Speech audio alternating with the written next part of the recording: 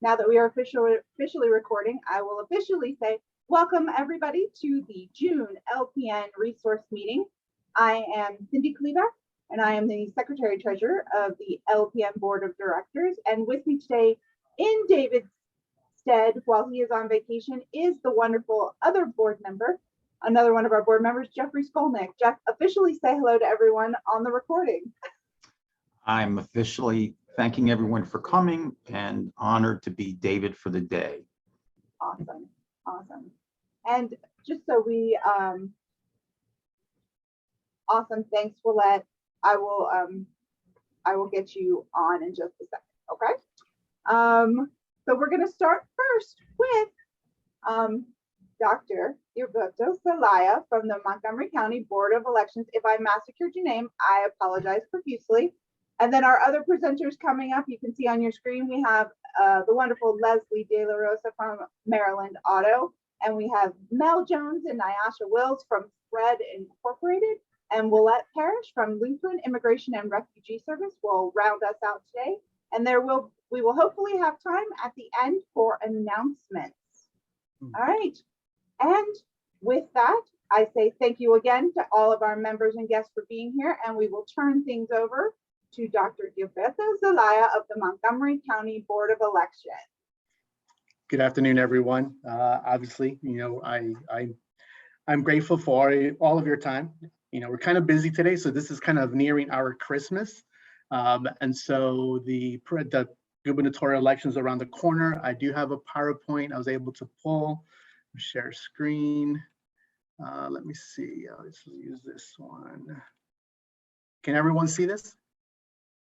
Yes, we can. Okay, good. Okay, so let me, actually, no, this is not what I wanted. Hold on, give me 1 second. Oh, Lord. So, easy presentation, here it is, okay. I apologize, everyone. It's just kind of, it's the season. Okay, here, can you see this? No, I see your Google Translate. Okay, hold on. Stop this. So share screen, PowerPoint, share. Now, can you see this? I can see it, yes. Okay, perfect. Okay. So my name is Gilberto Zelaya. I'm with the Montgomery County Board of Elections. I am their community engagement public relations officer. I've been here since 2003. As you know, the primary elections are around the corner. Especially the voter registration deadline is tomorrow. Dr. King couldn't say it better. Voting is a foundation stone for political action. Having said that, there are particulars that you need to do before you could join the franchise. Now in Maryland in general, even though I represent the Montgomery County Board of Elections, I'm also the spokesperson for the Maryland State Board of Elections in Spanish. In this state, we have a robust franchise. You have 3 options to vote. The first mechanism in which you could cast your ballot is voting by mail. The ballot request deadline is July 12th. Right now, I highly recommend if you happen to be a busy individual, or you don't really like waiting in lines, or you want to mitigate exposure to COVID-19. We also have the option of voting during early voting. The early voting timetable is 8 consecutive days from the 7th of July through the 14th. And if for whatever reason you're living under a rock and you just realize that it's election day on July 19th, then you also could exercise your constitutional right to vote. Please be aware that if you vote early, you could vote at any of the corresponding early voting locations in your county or Baltimore City. Montgomery County has 14 approved early voting centers. Depending on the jurisdiction and the number of registered voters is the corresponding number of approved early voting centers. But for election day, you must go to your specific precinct, which is assigned according to your residential address.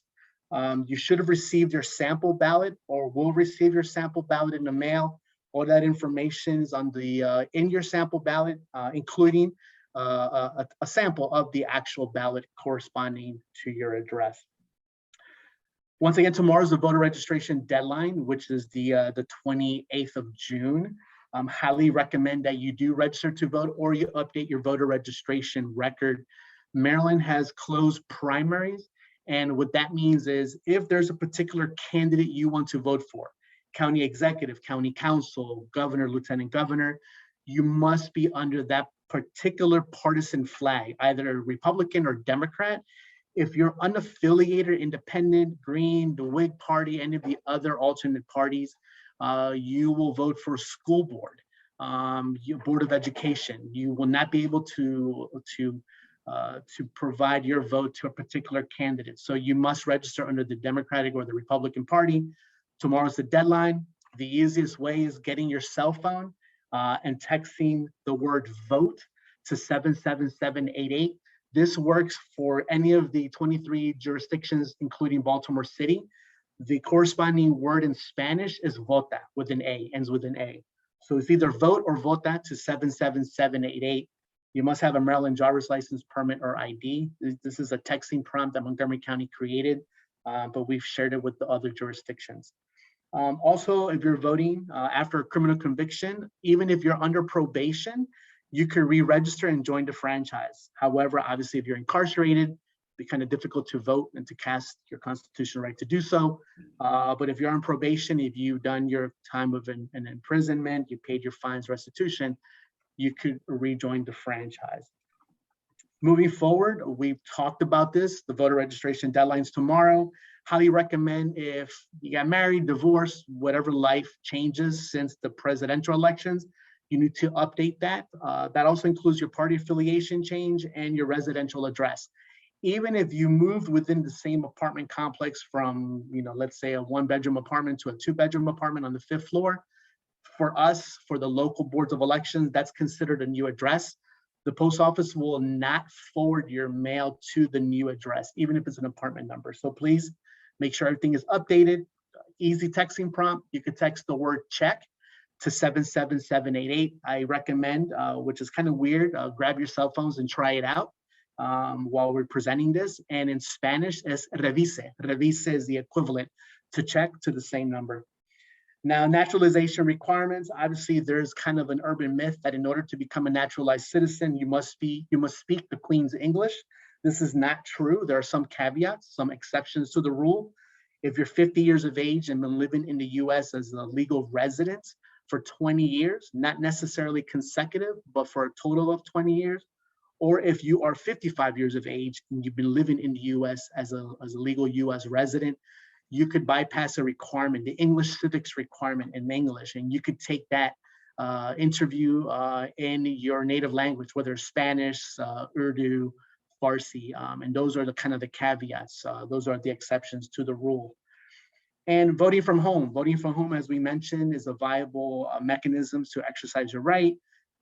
You can request a vote by mail ballot by texting the letters VBM to 77788, VBM to 77788. The Spanish language equivalent is VPC, which is votar por correo, VPC to the same number, 77788, and that works throughout the state of Maryland. Now in Montgomery, we have 55 approved installed ballot drop boxes. We have also a texting prompt for that. All you need to do is text the word box and your zip code to 77788, and that will provide you the nearest or closest early voting drop box in Montgomery County and or post office locator. It's a great way, it's a great tool for you to use to identify the closest drop box so you can return your ballot. Montgomery County has received about 83,000 vote by mail requests. We have about maybe 40,000 circulating right now. They go by sections, by waves. So if you happen to live in Montgomery County, text the word box, and in Spanish it's buzón, B-U-Z-O-N, buzón, B-U-Z-O-N to 7, and your zip code to 77788, and that's only specific to Montgomery County. Now early voting, avoid the lines. Montgomery County, as I mentioned earlier, has 14 approved early voting locations. These are the listings. I'm not going to go through them because I know I see there's people from Baltimore and other parts of the county.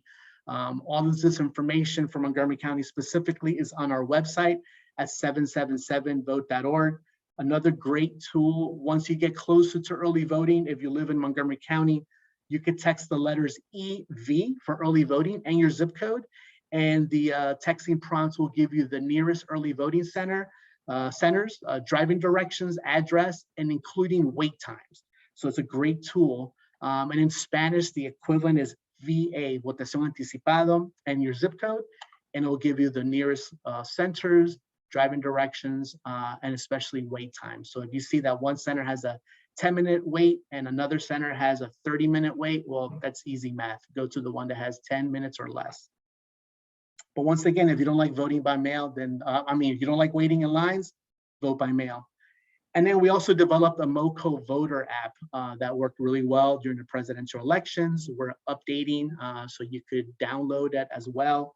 It gives you everything that we talked about: registering to vote, early voting locations, drop boxes. You can look at the status of your mail-in or provisional ballot. We developed a series of bilingual videos about drop boxes and everything we talked about in English and Spanish. They're animated and they're 1 minute long. They're really nice, simple, gives a lot of information, and really gives our county voters the tools. Now, even if you're not in Montgomery County, you can still use the information. It's relevant because we're following state guidelines and procedures. But when it's specific to our early voting locations, drop box, and precincts, that's specific to Montgomery County. But the tool in your hand gives you a lot of good information. And trying to close up, we do a lot of outreach in Montgomery County, between 700, between 500, 700 outreach events. Even with COVID, it's been challenging. We do a lot of virtual sessions, but we try to go into the community. Under Section 203, Montgomery County is legally obligated to provide everything in English and Spanish. We also have bilingual election poll workers in every single precinct and early voting center. Recognizing that Montgomery County and Maryland is very diverse, we work together with the State Board of Elections to translate the voter registration application in not only in Spanish, but simplified traditional Chinese, Korean, and French. Hopefully by the 2024 presidential, we'll work on Farsi and Vietnamese. And we do have a program called Future Vote. It's the only program in the US that brings in students grades from grade 6 through 12 to work as election day aides, which is kind of funny. These are my children right here. Sebastian here was probably like, I think he was like 10 here, but now he's a poll worker. He's 16, he serves as a poll worker. He'll serve as a poll worker. He's trained, fully bilingual. And Julian, which is the younger one, now he's 13 and he's gonna serve as a future voter. And our students have worked with over 45,000 students. They work with election day deliverables. They do not touch the equipment. They do not touch the ballots, but they work with the incidentals, the I voted sticker, making sure that the posters and signage are up, answer simple questions, and they greet our voters. We've worked with over 27,000 families since 2004. We've registered over 25,000 high school students within the public and private settings. And we've recruited over 10,000 high school poll workers.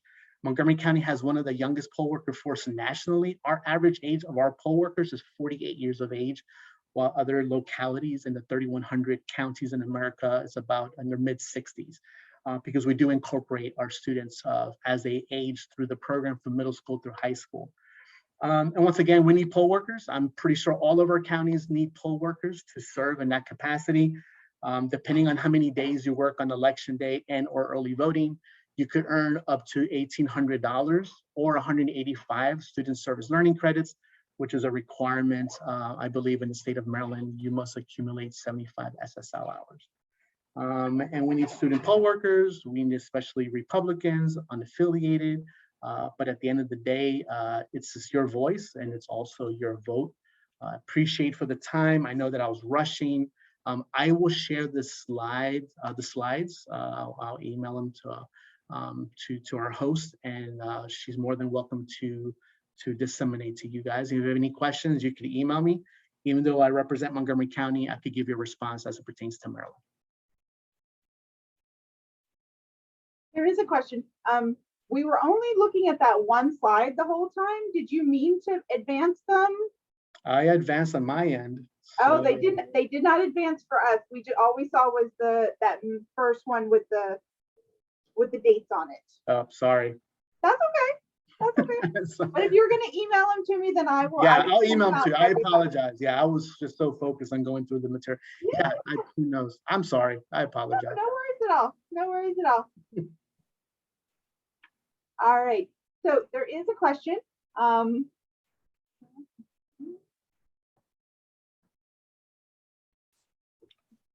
right. So there is a question that says, if I applied for an absentee ballot, can I only do the mail-in option, or am I still able to vote in person early, either at early voting or on election day if I choose? Okay, great question. You could vote in person, but you will vote a provisional ballot. If you requested a vote by mail or a mail-in ballot, I would highly recommend following through. The administrative nightmare in order to cancel, it's not going to work the way our processes are. But if you do vote during early voting or on election day, you will be requested to vote a provisional. Provisional balloting is not the bad P word. It is a mechanism that kind of protects the sanctity of of the electorate, but also affords you the opportunity to vote, right?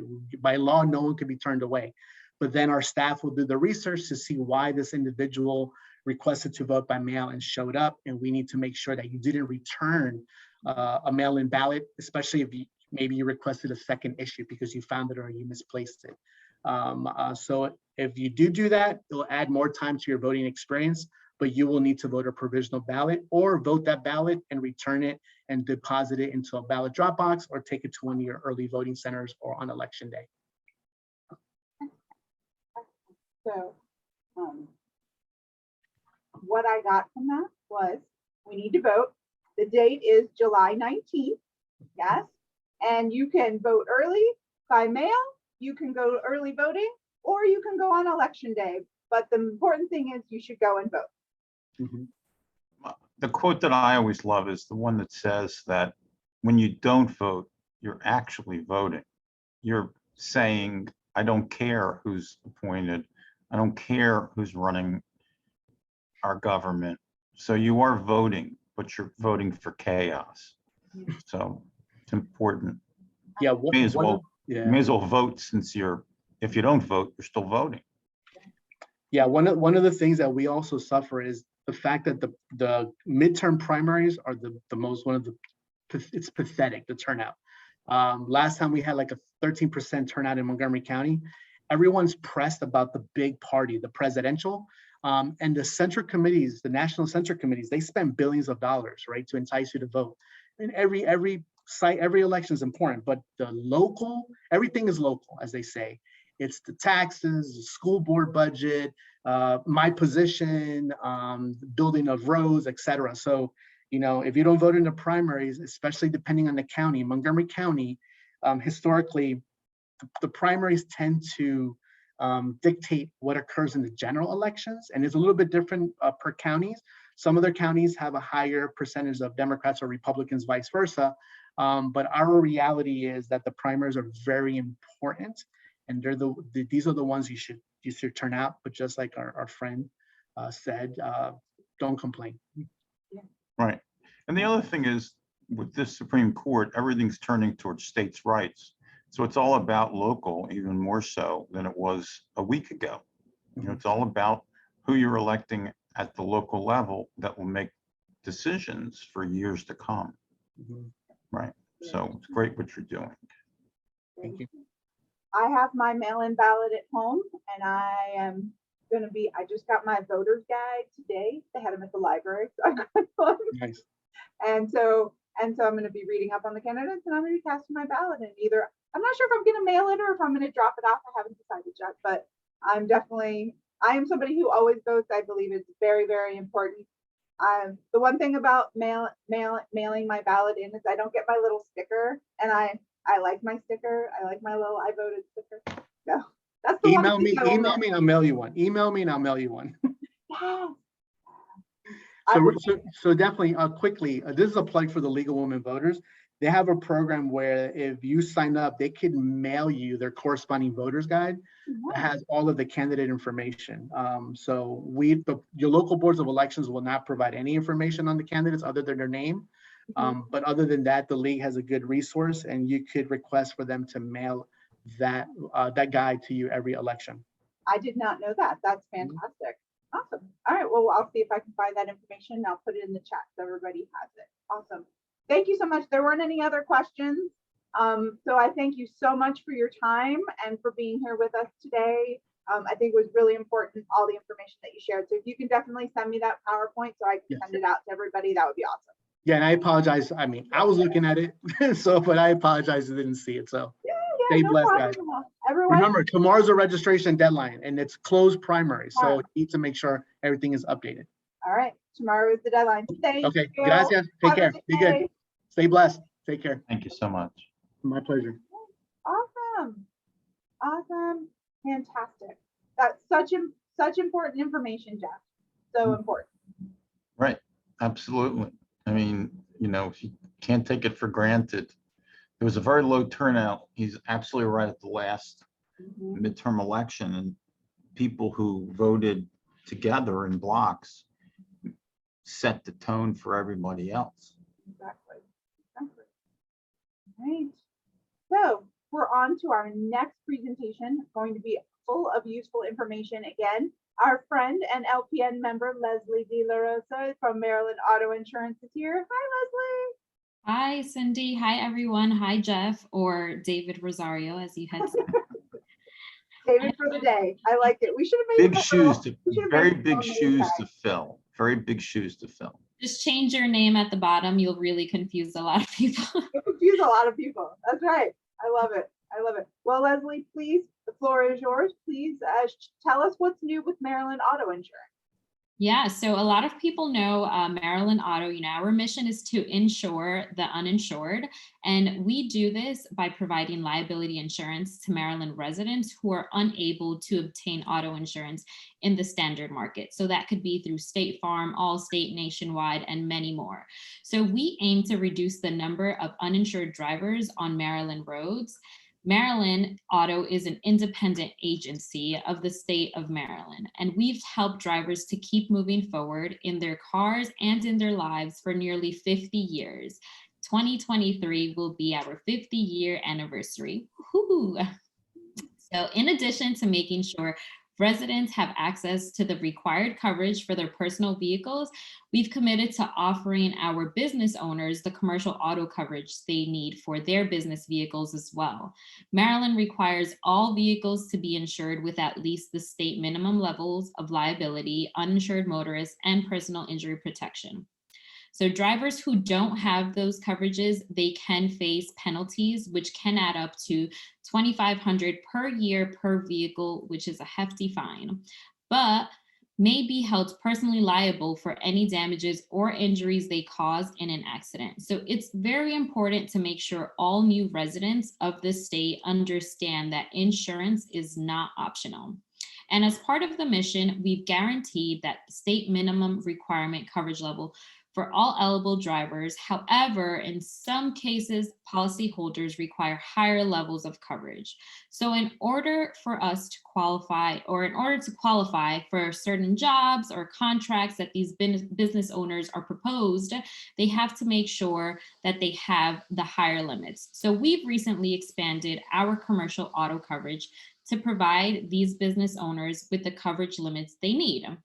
So previously, we were offering the split limit coverage, which is available up to 100, 300, 100,000. Now we're offering combined single limit coverage from 500,000 to 1 million for eligible businesses. Now, since this is fairly new, we are being cautious of how it's being introduced. So not every type of commercial vehicle is eligible. The ones that we are offering so far are for commercial vehicles such as tow trucks, movers, delivery trucks, or car haulers, retail vehicles that are used to pick up or deliver retail items or packages to residential households, service vehicles such as landscaping trucks or work vans that they transport their tools from and to the work location, and farm vehicles with farm tags such as pickup trucks, grain trucks, tankers, and cattle trucks. So as you engage with business owners in your communities, we encourage you to help them find the resources they need to learn about our commercial auto coverage. We have a community partner page on our website where we've developed and made available informational resources, and you can share this digitally or physically. I can also share in the chat feature our page where you can find this information. We also encourage you to share our commercial auto posts via social media if it's easier for you to follow us on Facebook, Twitter, LinkedIn, and Instagram, and you can retweet our content that way. We've also developed a social media toolkit, so this way you can share that on your profiles. So in addition, because drivers spend a higher percentage of their time on the roads, more than a lot of other drivers, they face a higher risk of accidents. So we've developed a section on our website that provides information and training to help commercial drivers implement safer driving habits. We have a network of over 1,400 agents throughout the state, but of course, we also have an authorized provider that's a member of LPN, which many of you know. He's not here, David Rosario, not Jeff, the real David. So don't hesitate to reach out to David if someone you know is looking for commercial auto insurance or needs the help and the assistance.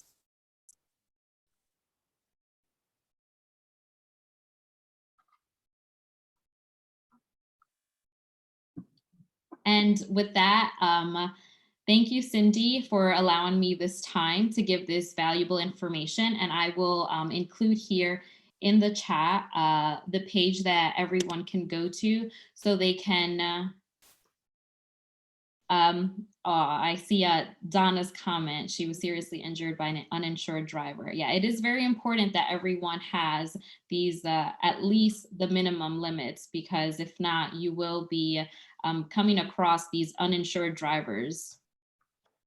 So as an attorney, you can hear me okay, right? Yes. Okay. As an attorney, I think of two right-of-way circumstances where when people don't have insurance, there's a problem. Somebody backs into your car, it's their fault. The police come, you don't have insurance, you could end up in jail. It's particularly more than the first time. Judges don't like when people repeat the same thing over and over again. So having that insurance is a difference between, not only coverage from a standpoint of civil, but also it's so imperative as far as it could lead to carcel. It could lead to people having jail sentences. Correct? Am I on base with that? I want to make sure we get more than just a lawyer's opinion on this. Yeah, so we actually do have uninsured drivers. We hear all the time from our agents who are always complaining about this. We do see it time after time where people are driving uninsured and they're receiving those fines. And a lot of the time they're just letting those fines just slip through the cracks and not paying for it. And they continue just on the road there, causing a risk for all of us.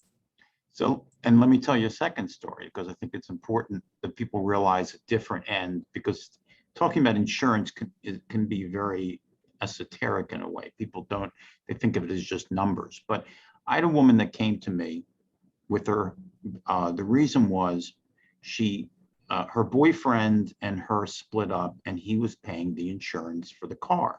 So when they split up, he stopped paying, unbeknownst to her. She had something very, very minor in a parking lot that happened, no damage to either vehicle, but apparently the woman filed a claim with her own insurance, and the uninsured woman had no idea that the suit was even filed, and it was just close to judgment. Why does this matter? Because if you can explain this also a little bit better, when you have a judgment that's entered, it gets against your license and your registration.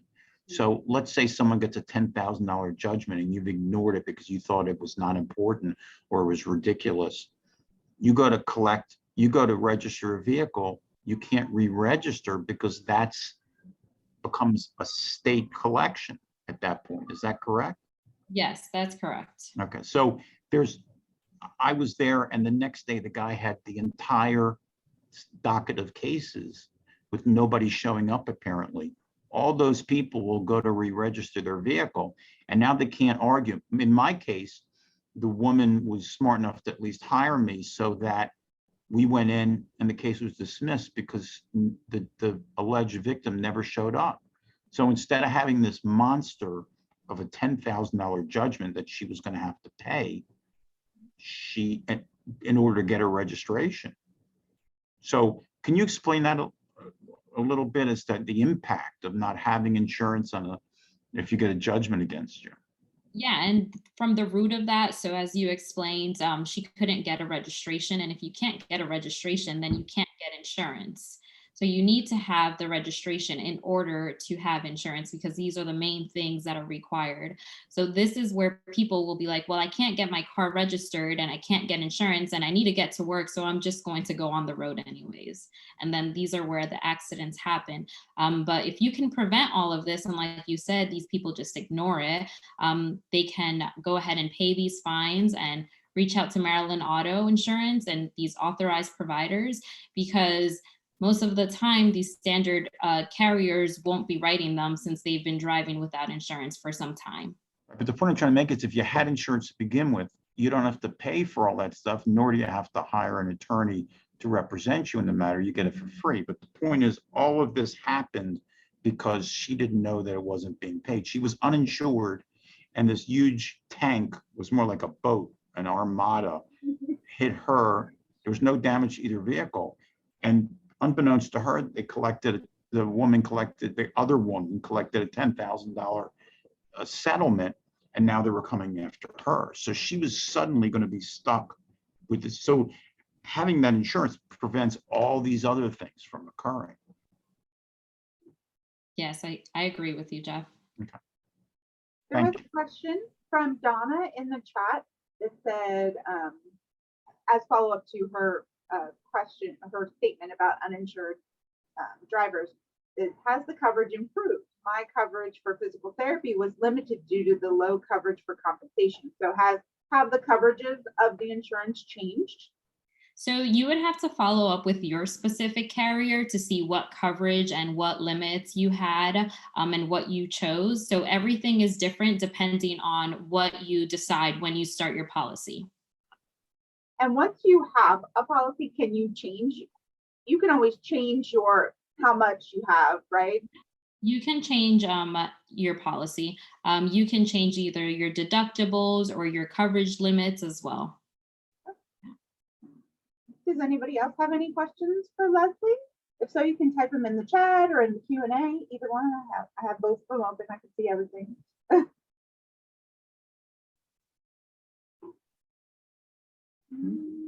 them a second. Like that. I think this was really useful. I think insurance, I'll be honest, insurance is not always like the most glamorous of topics, but it's very important. And it's important that, much like voting, we need to have insurance. So, because you never know what could happen.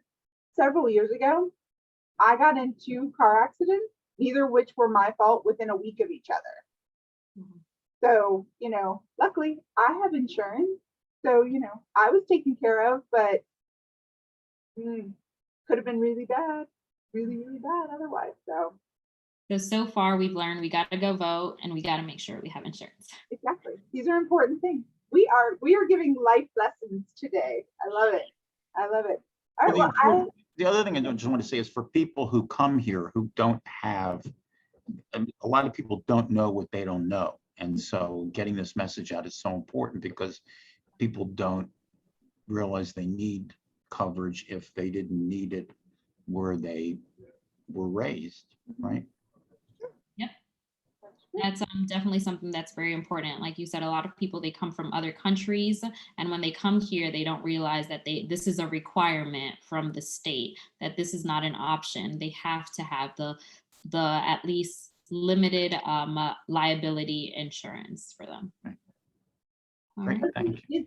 Is your website available in other languages for people? If like if English is not their main language, can they get information from you guys in Spanish or other languages? Yes, they can do it in Spanish. You can even do a quote online in Spanish as well. Yep.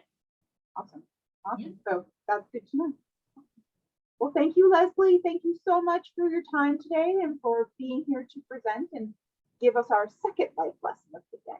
I love it. Thank you so much, Cindy. Thank you so much. Awesome. All right. Such good information, Jeff. You know what else I learned today?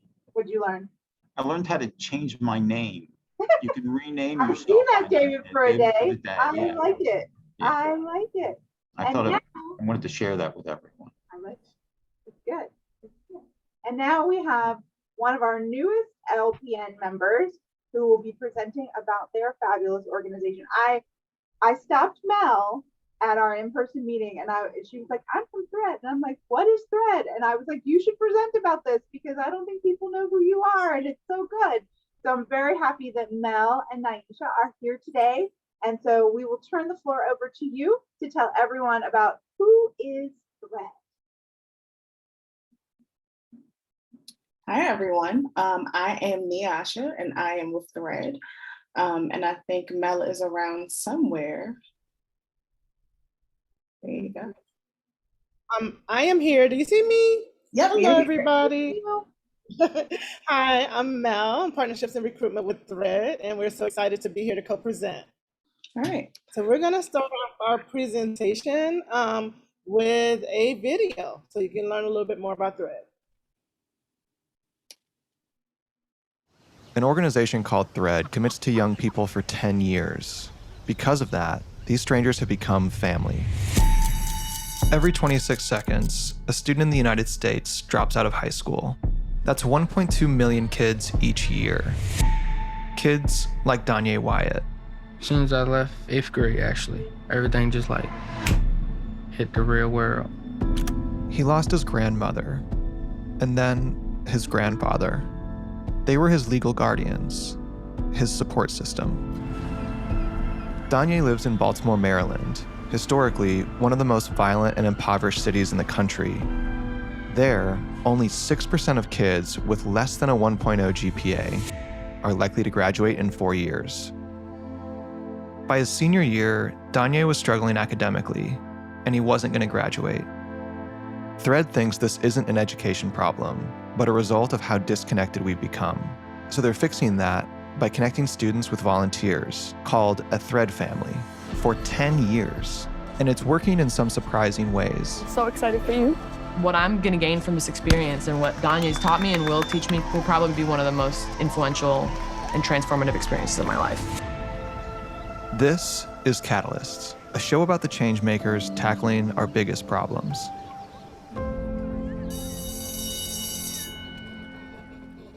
"17 years ago, Sarah Heminger started Thread, a program that connects kids in the bottom 25% of their academic class with authentic, long-term relationships.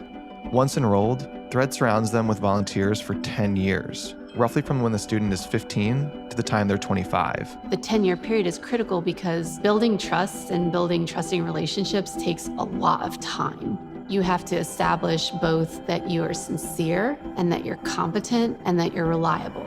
During that time, they begin working with up to 4 adults. These adults could be university students, young professionals, retirees, stay-at-home parents, and together they form what we call a Thread family. And the Thread family just goes through life together. So it's not a typical once a week, 4 to 6 p.m. tutoring program. It's meeting kids where they are and supporting them however they need. But like all relationships, the initial stages can be a bit awkward. What was your first impression when you met Alexa in person? Who is this lady? I got an email one day that assigned me Danye Wyatt. I got assigned to Danye. He's like, who is this stranger, right? Like, I would be really weirded out. This is Alexa and Saba. They're part of Danye's Thread family. We would see him in the hallways. He'd say he would come and be right there. He just needed to go get something for practice. And I never came back. So I just used to like duck and dodge. It was very clear he was running from us. The first 2.5 years were really hard. I mean, there was 9 months where I didn't even speak to him, didn't see him. I was trying to start a relationship with him, and it was not being reciprocated. Alexa and Saba knew the type of relationship they were building wouldn't happen overnight, but they were persistent, and Danye recognized that. I appreciate it, actually, because nobody else would have did that.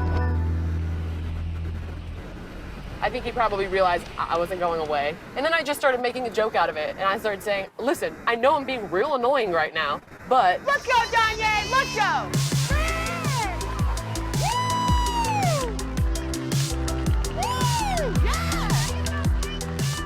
To somebody who's never met Alexa, how would you describe her? Somebody that's real helpful, caring, and how can I put this? Somebody who never gives up. Over the course of almost 4 years, Alexa and Saba were persistent, and their relationship with Danye grew. They supported however they could: rides, lunch, a place to study, and just conversations. In the midst of COVID, Danye was at a new school, working 2 jobs, and wasn't on track to graduate or go to college. He was failing out of all of his classes his fall semester of his senior year. Now I'm a little bit freaking out. Oh gosh, we might not make it to the finish line here. Graduation is paramount for a kid like Danye who wants to go to college and reach into this next phase of life. So Alexa rallied everyone that could help. She got his guidance counselor and his football coach involved. Coach Nixon saying, if you continue like this, you're not gonna graduate. Danye flips that around and says, I'm gonna show you, I'm gonna do it. Let's give him a round of applause, y'all. Let's give him some energy. And last but not least, Danye Wyatt. Congratulations, class of 2021. That was an experience that I will remember for the rest of my life. Remember that graduation rate of 6%? Well, over the years, a network of thousands of Thread volunteers have engaged over 650 kids, and 65% of those who have reached their 4th year in Thread have graduated. And for Danye, not only did he graduate, but he's going to college. He'll be playing football at Sussex Community College in New Jersey next year. It's exciting, but I don't want to get too excited. So I just, like I said before, I'm just humbled. And Alexa and Saba are just getting warmed up. They'll be with Danye for 6 more years. A relationship's a lot of things. I mean, it's atypical. It has escalated and improved over time. It's complicated, it's messy, but what relationship isn't?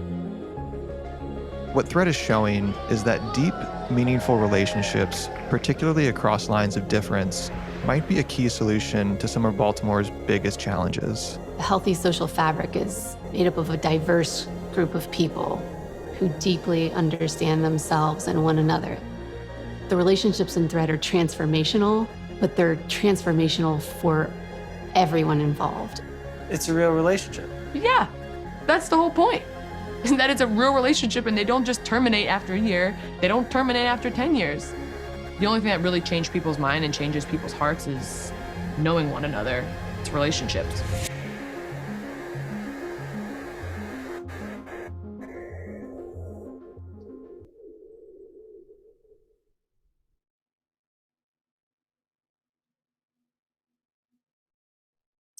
Thank you so much for viewing the video. We will definitely include the link for the video and our organization in the chat, because mine was delayed. So I'm not sure if it was delayed on that side, but we'll make sure to include that.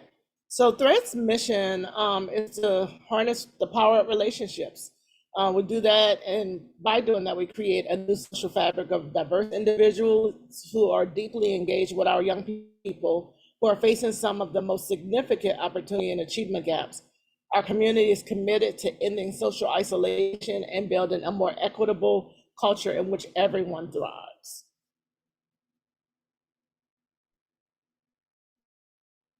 Next video. So how do we do that? We do that by wrapping our students, our young people, with volunteer support that relationships, and it's not a mentoring program, it is a relationship builder. So each young person is wrapped with 3 family members, because everything is done in family style. Those family members are coached and supported by a head of household who is also a family member, who is coached and supported by a grandparent, who is also a head of household who reports to a staff person and is supported by them, because everyone within the Thread family line is going through a coaching process. But we know that by wrapping our students with this volunteer support, what they get is each week touch points. So our volunteers work with the student on touch point basis. They do things like, if that student is maybe dealing with social anxiety from being isolated, or dealing with something such as bullying in the school, or a grief situation with their family, maybe they lost a relative, dealing with anything that may be something that we would normally talk to our family in-house with. We don't want to exclude the family. We support wholly family members as well, and making sure that they're involved, but we want that student to have avenues of outreach. So those family members can do things like, let's go to an Orioles game, or they may say, I'm really good in English and you're really struggling in English. We know they're at the lower 25th percentile of their class, so they are struggling in education curriculum. So there's an opportunity for that family member to support them there. Or they may say, I don't want to do that. What I want to do is I like to hang out at farmers markets and antique shops, and let's go and do that. But by doing that, they're building relationship, they're building conversation, and getting to know about each other. You can go to the next slide. So the volunteer roles at Thread are, there's a Thread family member. We support and coach that young person in the Thread family, volunteers. The Thread head of household supports, coaches, and organizes the Thread family, primarily focused on supporting the family members. The head of household is, looking at those 3 volunteers and saying, okay, this is what this student needs in particular, and supporting them there. But the grandparent, it's kind of more of a logistical side of things, and they support multiple Thread family lines. They support, coach, and organize their Thread, primarily focused on supporting head of households, and they may have more than one. So as Mel shared about like the different structures we have and all the different ways that we engage, Thread has 6 partner high schools currently within Baltimore City. So we are divided in Team East and Team West. So our East schools are Dunbar High School, Patterson High School, and Merville or Mergenthaler Technical High School, as well as Digital Harbor, Ace, and Douglas High School are our West schools. So we enlist the lowest performing 25% from these 6 targeted schools. And we actually just enrolled another new cohort of 64 young people at our Douglas and our Merville high schools. So, and as Mel mentioned, with our high school structure, these 64 young people are like in dire need of new volunteers to come build their relationships with. And in that relationship of that 200 volunteers to support the 64, we're looking to navigate those community resources and barriers, whether it be the mental health, the legal help, supporting with transportation, food assistance, those things that we as Thread help. We just need the volunteers to kind of help march through those processes, as well as school advocacy, volunteer support. We provide employment opportunities. So most people understand that college is not for everyone. Maybe a military track is better for you. Maybe a culinary or apprenticeship is a better opportunity. We help to identify those resources and those employers who are looking to do those things, and then bring them to the young people and their families. And as we're moving into like being more inclusive and like building up our Latinx muscles, we're trying to get better at providing Spanish translation to documents by phone, translations, call campaigns, looking at more support with our employment partnerships with the Latinx community, which is one of our amazing things we look forward to in this partnership, as well as kind of building out that aspect of legal and documentation support. So like the immigration lawyers, recruitment strategies, assisting with undocumented families are things that our young people are facing on a day-to-day basis, but we don't necessarily have the full capability to assess. But we do want to build a better, stronger community so we can enhance the lives of those in Baltimore and much broader. And so as I mentioned, in our 64 newly recruited young people, we're also looking at a projected growth of our total student body of at least 3 to 4%, with those Latinx individuals, responsible for that 3 to 4% in our new student body, especially at Patterson, Digital, and Douglas in the next 5 years.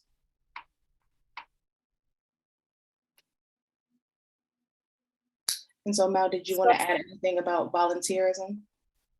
Yes. So, you know, what that means for us is everything. Volunteers are our key connection to our students.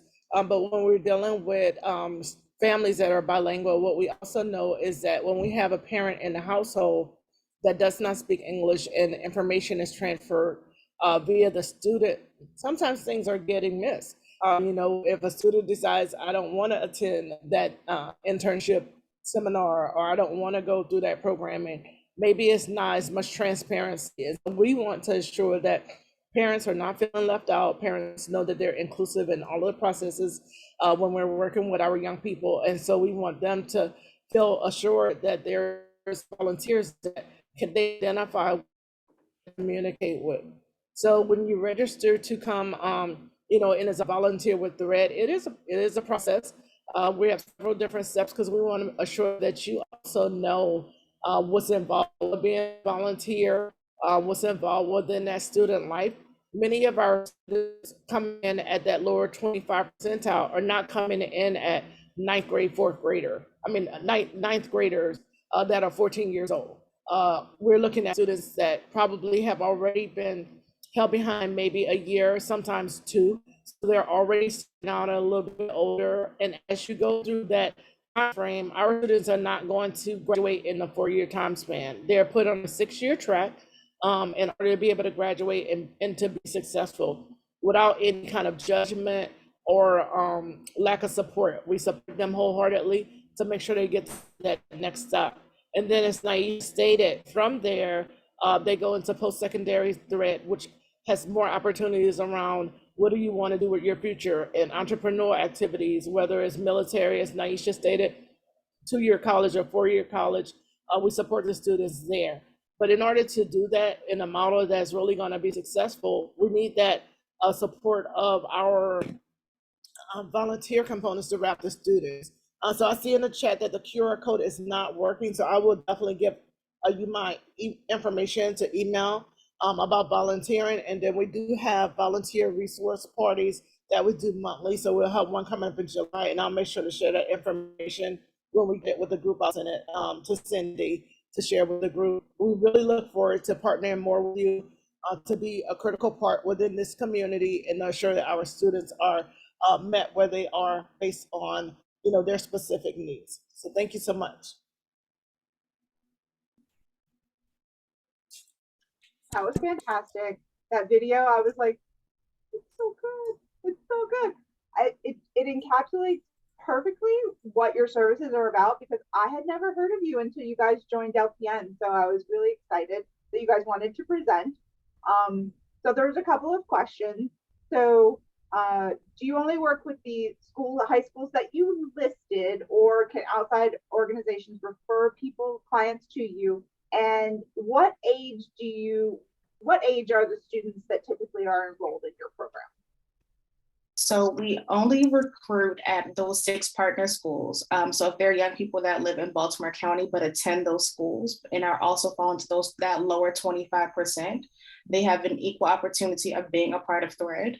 Young people they do not apply to be a part of Thread because we know that comes with like different stipulations. We look for them because we know they are bringing a different kind of extraordinary sense to the community, and we want to highlight them in their extraordinary aspects.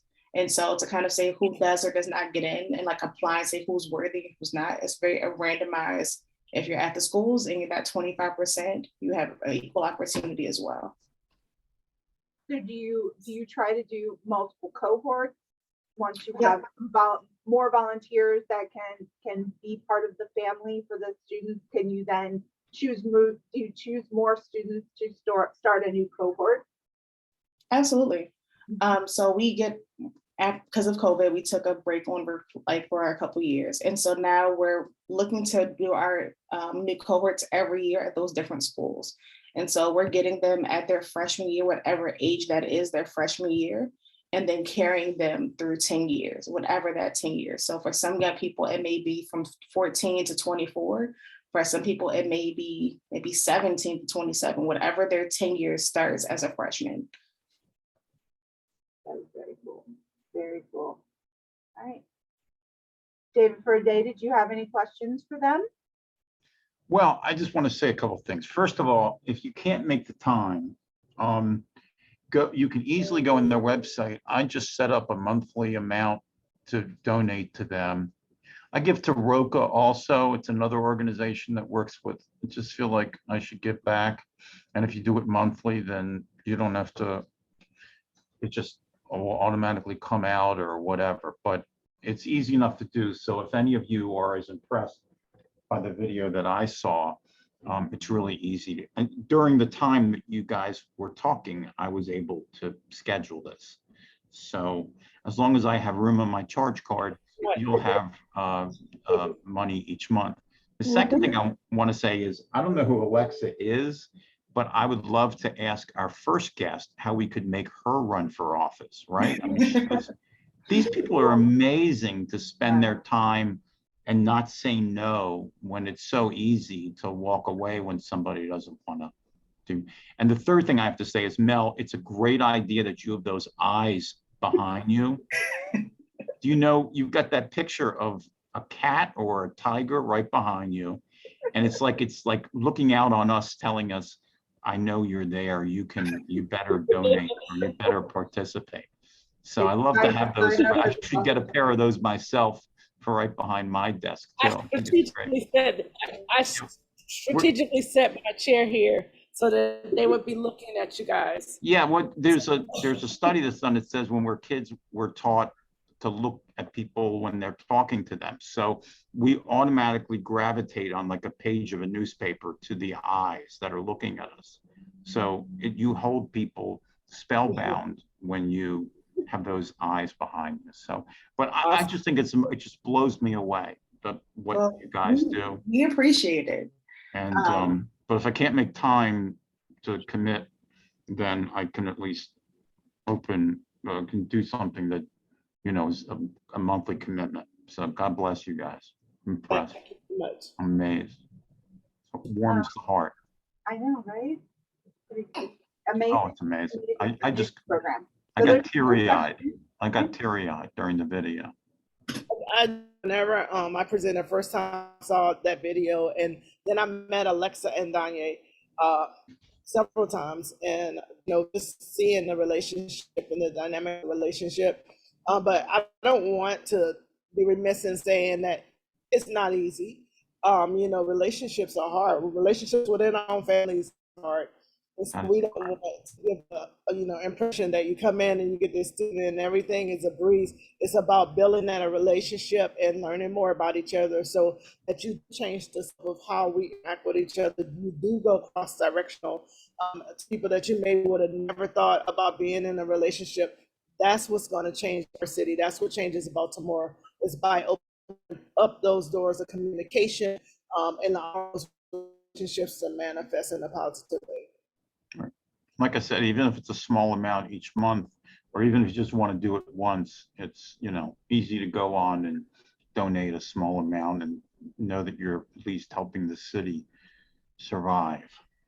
So wonderful. I just, like I said, each story sounds like it could be a movie. It's just incredible what Alexa and all your people do. I mean, I'm just blown away. I think it's amazing. So there was one other question that came in. So do the students at your partner schools, do they know about your organization and about this opportunity, or is it not well known yet? So we are in all of our schools, like consistently. Thread has been around for about 18 years now. And so at the partner schools that we have, our most recent school partnership is at Merville and Patterson. So we've been there for about 2 years, but a school like Dunbar we've been there since the beginning. And so we're in the buildings, we're engaging. We have Thread App, which is like our after school kind of engagement space. And so young people are very aware that like Thread exists. We wear the t-shirts often. And so we also have a lot of parents that reach out and say, hey, my son was in Thread 4 years ago. My daughter is now joining, like, can she get in Thread? So we have a lot of people who are aware and like are trying to find ways to tap into the community. We try to be equitable and like saying the lowest 25%, the young people that typically will fall through the cracks of a system, how can we start catching them in that safety net? Amazing. what you're doing Amazing. is amazing, and I Tell Alexa if I wasn't married, I'd ask her to marry me. So I just think this is amazing stuff for people to take time like that, particularly where they get, blowback, so to speak, where somebody doesn't want to cooperate it, and you have to show that you're that interested. I mean, that's just incredible. Yeah, absolutely. They're saints. It's amazing. But the work you do is just awesome. Congratulations, guys. Yeah. So I would say the big ask, if nothing else, is continue to share the word. We would love more volunteers to support these young people. If there's any services or partners like legal assistance, translation, we would love to enhance our scope to better support the young people that we currently have as well. Well, thank you guys so much for being here today and giving this presentation. It's so good. It's so good. I love it. I can't believe David missed it. All right. Let me come here. All right.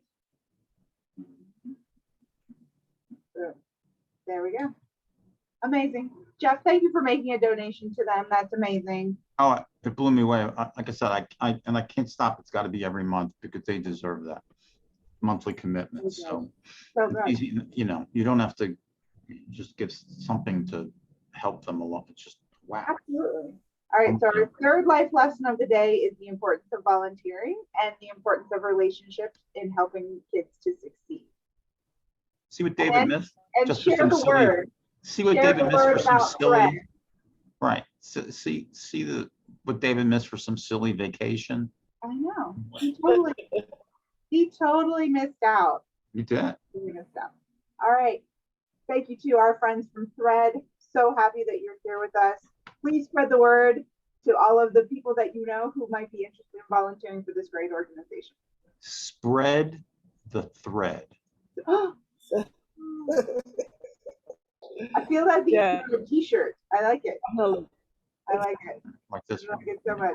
All right. And so our last presentation of the day is from Willette Parish. Hi. Welcome. So glad that you're here. Thank you.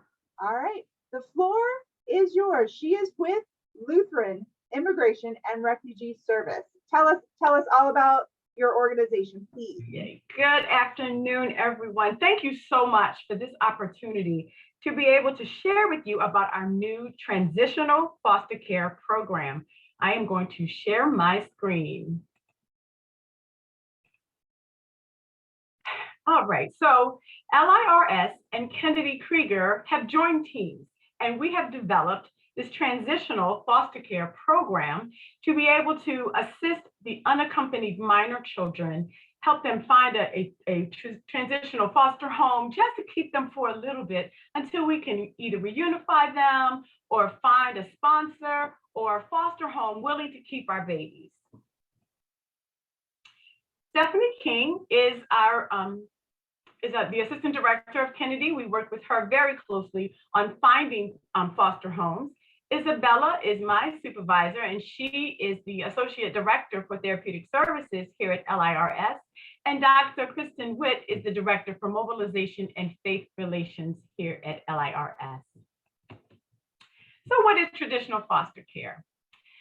We service unaccompanied immigrant children, just like this baby you see right here in the screen, in custody of Office of Refugee Resettlement.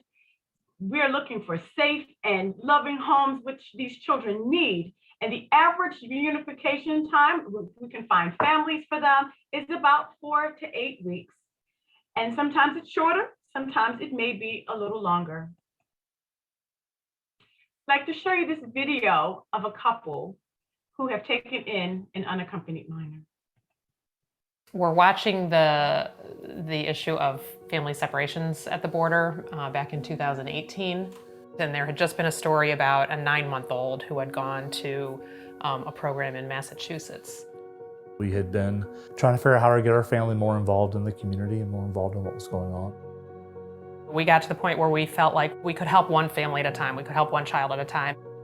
The program handles the education and the casework and any sort of therapy appointments or doctor's appointments or all those things. We literally just have to treat them like one of our family members. Yeah. Especially for the younger ones, you know, as soon as they get there, one of the first things I do is to reach out to their parent and say, they're here, they're safe. You know, we're gonna take care of them until you can be reunited, and we are on the team trying to get you reunited. In a lot of cases, it's been 48 or 72 hours that their child has been in transit, and they maybe don't necessarily know where they are or who they're with. Our first little girl was only 4 years old, and her father was here in the country. She had been raised all 4 years by her grandmother. That was at the tail end of the family separation, so she literally was pulled from her grandmother's arms and cried for the first 2 weeks she was here. Abuela, abuela, abuela, just cried for her grandmother over and over again. And her grandmother had tied a little piece of red ribbon around her ankle and told her that that's like how they would find each other again. If the tables were turned and I was in that situation, that the best option for me is to send my child alone into a foreign country. Like, that's just mind-boggling. The biggest emotions we feel are when they are reunited, and we've been able to be at the reunion for almost all of them. If you think about how much a child changes over 3 or 4 years, and just the tears and the hugs, and, you know, knowing that a very difficult chapter in their family's story is over, you know, in that moment.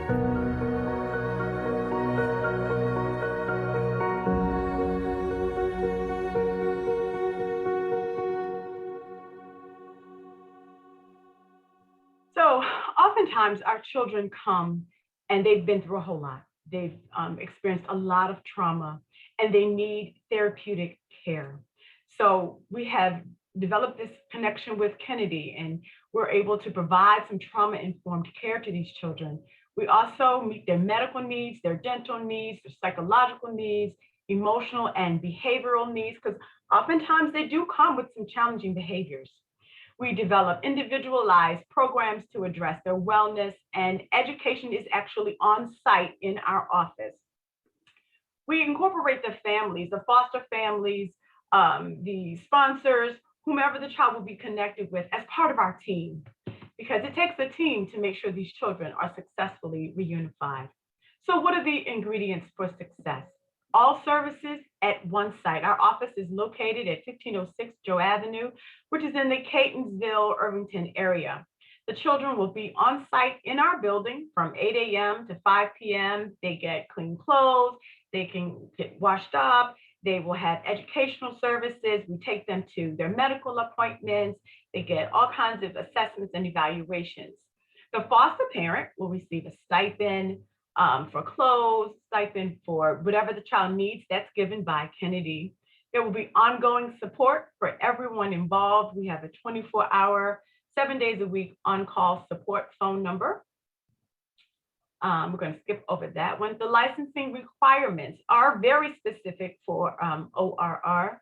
Kennedy has been trained, and they know exactly how to license these foster parents. We currently only have 2 foster parents that are licensed and ready to go. Our program can take up to 16 children from about the age of 7 to 15. So what's the next step? We need foster parents who are willing to do an application, receive about 5 weeks of training. They'll get a home study, and this packet will be submitted to ORR. Here is our QR code, which will is an application with information on it if anyone is interested in our program. If you've ever dealt with anybody who's been in foster care, you know that these children really do need help.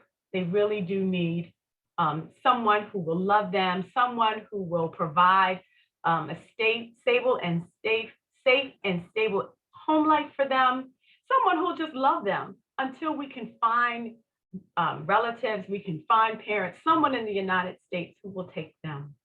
So here's our ask today. We need foster parents. We need people who are willing to open up their homes. They don't have to speak Spanish, and most of our children come from Mexico, Guatemala, Honduras, El Salvador. We've gotten a few children from Ukraine. We'll teach them. We have translators ready. We just need families who are willing to say, yes, we'll take these babies in and we'll get licensed, and we're willing to love them as our own, just as you saw in the video, until they're able to be reunified either with a sponsor or with a family member. And that's our program. Any questions? I know you're going to have some, Cindy. You know I'm going to have some questions. You know. So how long is the application process? So from the time someone submits an application, how long does it take until they would be potentially approved as a foster family? It really depends on how quickly they submit all documents. It depends on if they come to the trainings on time. It can take 30 to 60 days. We would like it to just take 30, but being realistic, and people have work and all of that, it can take up to 2 months, but we would really like it to just happen in 30 days. So I think the most important things that I heard is that you do not have to speak Spanish. Yes. And that you just have to be willing to open your home and your heart to help these kids. Yes. Yes. Amazing work that you're doing. I agree with the person in the chat. I believe it was Evelyn, who was like, there are tears. I was like, these foster families are doing such amazing things by welcoming and being that welcoming presence for these kids that have been through so much. Yes. And they are amazing people. So Jeff, what do you think about this? Well, first of all, it's very easy to donate on their website too. David didn't tell me how expensive it is to be a host on this show. I mean, on this webcast, on this meeting, I'm sorry. And, but I've signed up also with your organization too, because I'm just amazed at people who, I mean, abuela means grandma. And so to have someone crying, grandma, grandma, and then what do they say? They put something on their hand so that they could identify. That's just, for someone to take in a child like that, sight unseen, is just it's amazing also. So very easy to donate on their site too. So and I hope there's nobody else. Fortunately, there's only 4 guests this time, because if there were any more, I would be broke. And so it's good we're stopping at 4.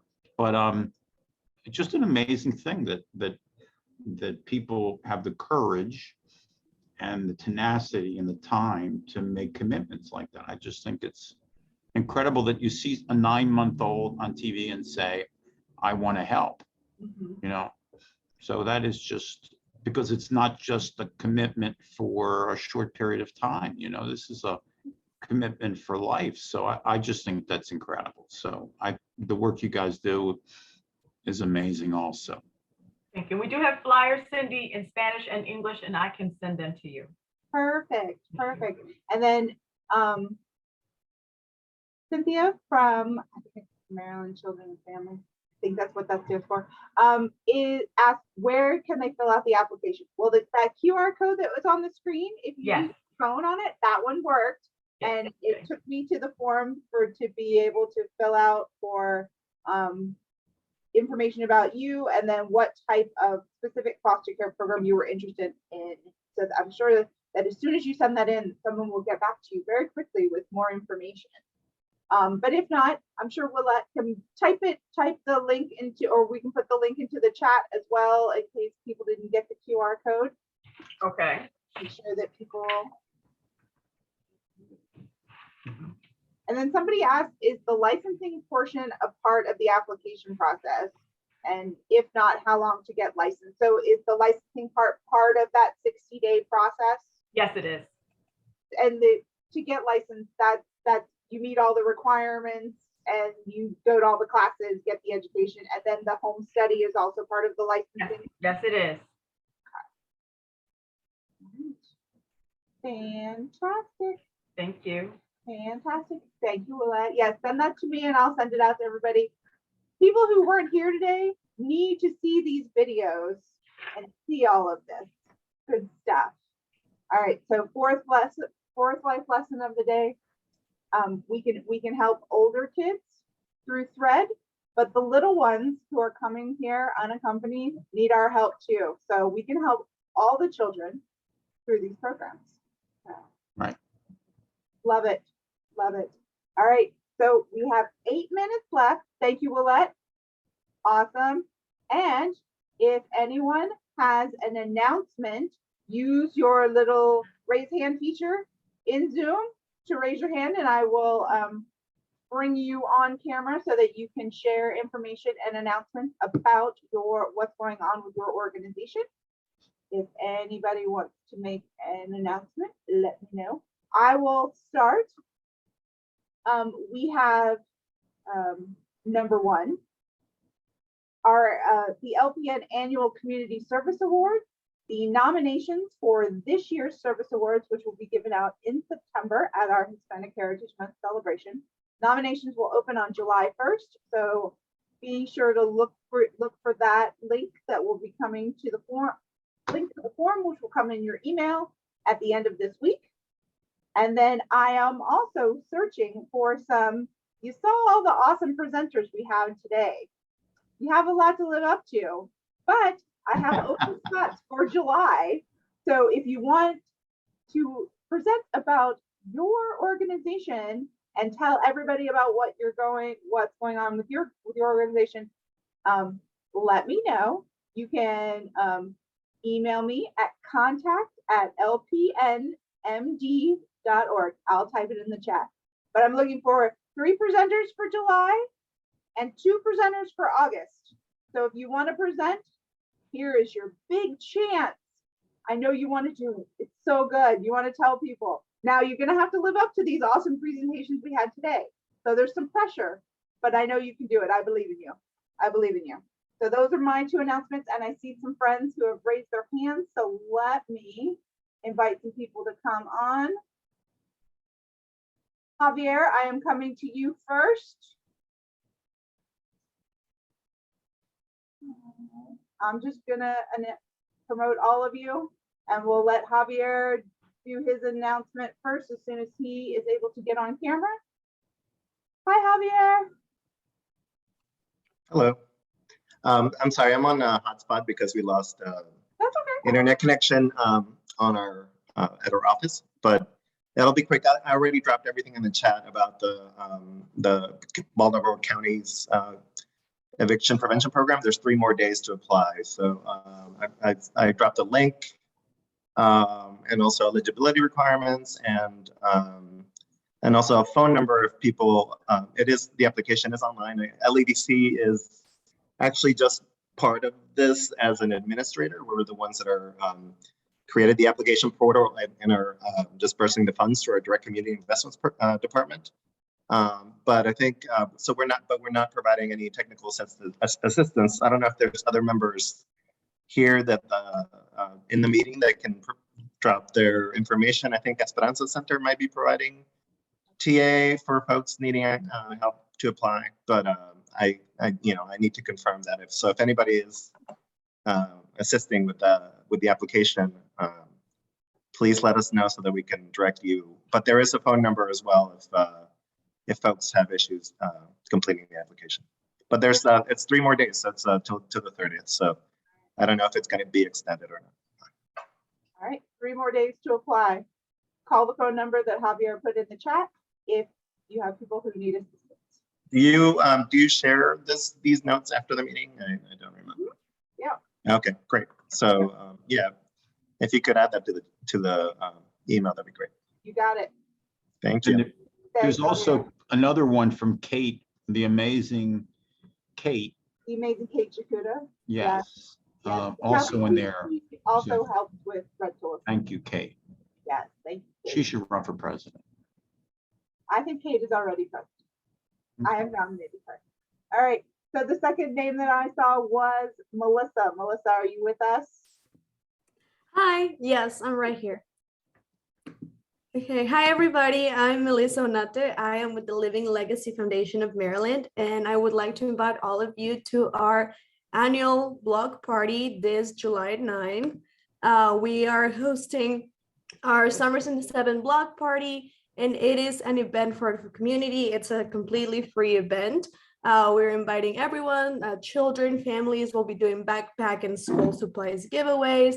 We're encouraging health and wellness, screenings, fitness for all. And this is part of our Decision Project initiative focused on empowering individuals to make an educated and inspired decision about organ, eye, and tissue donation. This event is free and open to the public. I also typed in the details in the chat. So you can go in and register for free, and it's always lots of fun. We have lots of event, music, and y'all are welcome to come. Awesome. Thank you. Thank you. Thank you so much.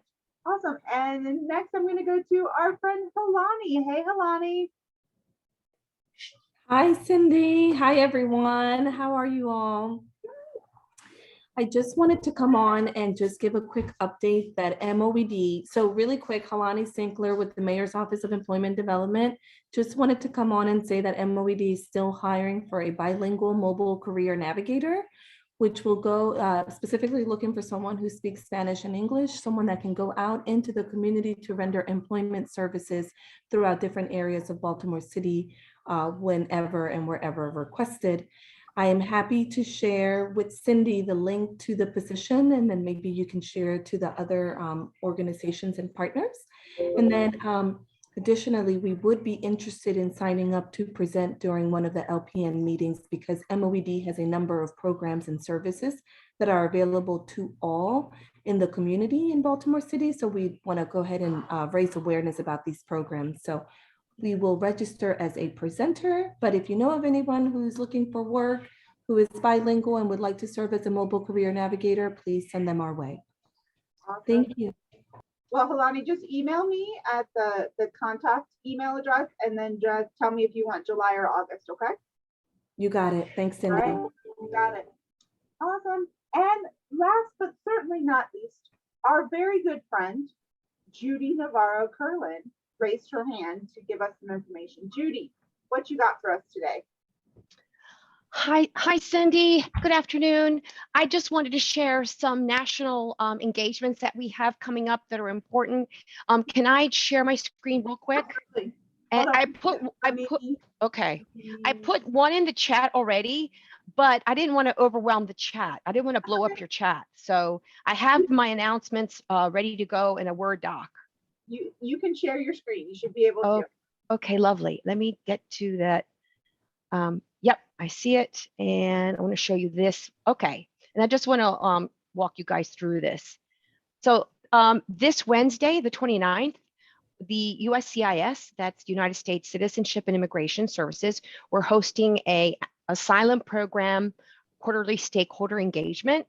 During the first part of the engagement, we'll share updates on the asylum program since what's happened the last time. They're also going to discuss the implementation of the new credible fear and asylum processing interim final rule that went into effect May 31st last month.